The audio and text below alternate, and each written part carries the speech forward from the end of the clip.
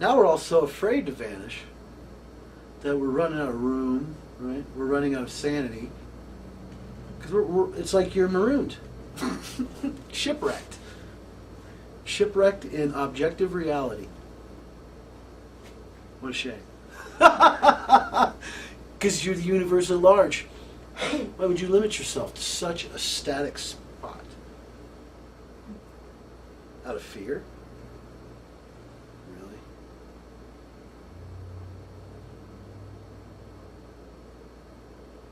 What is there to be afraid of? You're the infinite.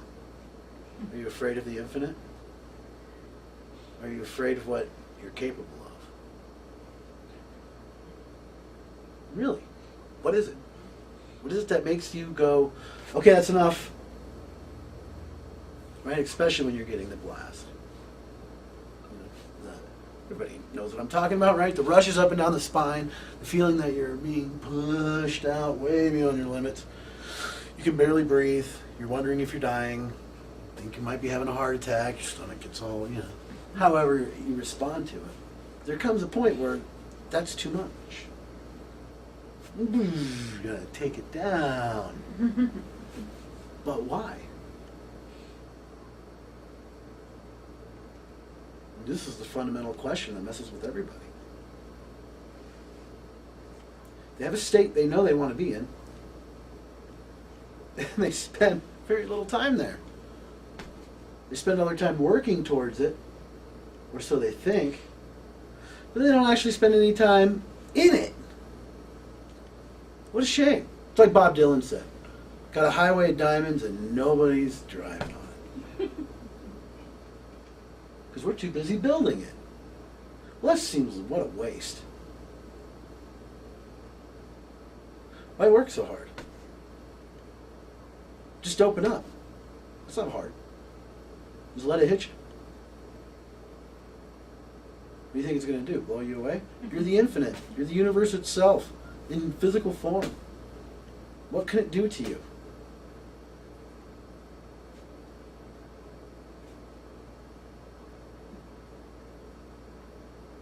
I mean, really, in all honesty, the only thing it can do to you is what you let it do to you.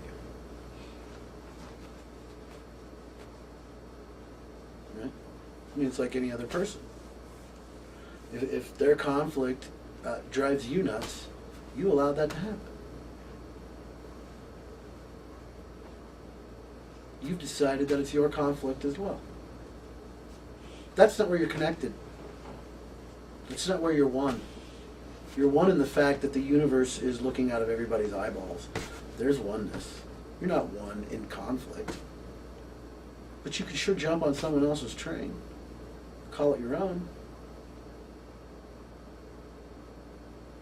But people give their power away. Regularly. Yep. You be driving down the road, someone cuts you off. There goes your power. You just gave it away. That's why anger is the funniest thing in the world, because people get so up in arms about anger or hatred. It's bad. No, it's not. It's divine justice. What do you mean by that? It's insane. No, it's not insane. Have you ever hated before? Raise your hand if you've never hated before. All right, good. So everybody's felt that before. What did it do to you? Made me sick. All right. What did it do to the person you were hating? Nothing. Right. So what's the problem? The person doing it is getting their butt kicked. Mm-hmm. So what's the problem? Yeah, it's divine justice right there. It's the universe inside of them saying no to this image they've built that's so super sexy. And it crushes it. It just crushes it.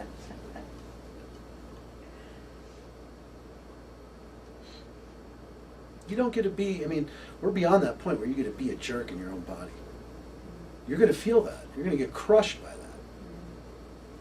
Every time you get upset and frustrated, yeah, you got to feel a little bit like an idiot. Which is nice. That puts balance in it. Right? That way, the next time you take a step out into your integrity, you'll have a little more of it to back with. You know what I mean? You'll have a little more juice in it. So anybody who's going out on a limb to know who they are and get to the point where they're going to stop, that's the point where you keep going. Right? Oh, what happens when you fall down or get homeless? You get more juice. You learn something. Right? I mean, don't let anybody kid yourselves. If you're not learning, you're not really alive. And in order to learn, you have to be present. If I go to a class, if I enroll for a class because I want to learn something, and I don't show up, am I going to learn anything if I'm not actually there? So what about my own existence then? What if I'm not actually present? You know what that's like. To be far away from where you're actually at. Right? Staring at lint on the carpet. That's not present. You're not present. Bodies don't do this when there's someone present. Right? So you have to be there. You have to bring what's looking out of your eyeballs right here. There ain't nothing out there for you. And if there is, it's showing up right here. So quit doing this. Because you're looking right over the top of where you need to be looking, which is right here. Do you understand what I mean by being? Do you understand what I mean by what's looking out of your eyeballs? Do you know where that's at? Where's that coming from? Here. That's an answer. Where do you feel it? Its location.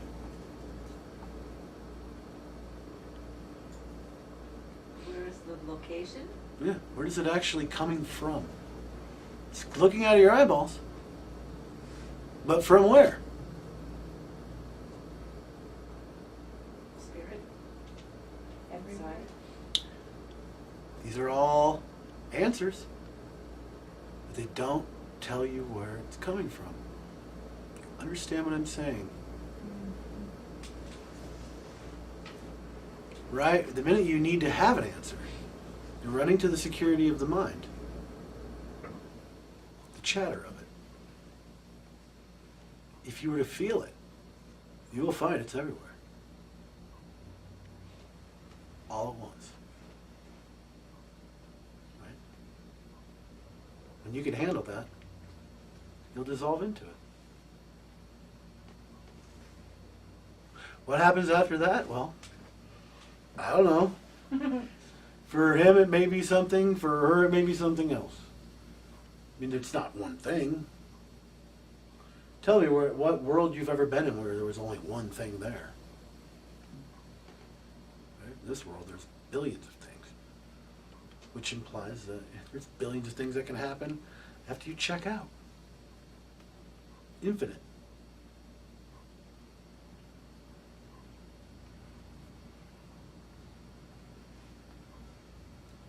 It's a caught up society. The mind is king. Therefore, being is locked in the dungeon. Right? So many real, valuable, energetic presence is kind of hard to find. You'll find a lot of conjecture. Right? You'll find a whole lot of people with theories and ideas and books. These things are not bad in themselves. I'm not putting these things down. As long as they are just bricks on a road. Right? Not talismans on some kind of altar. Bricks in the road.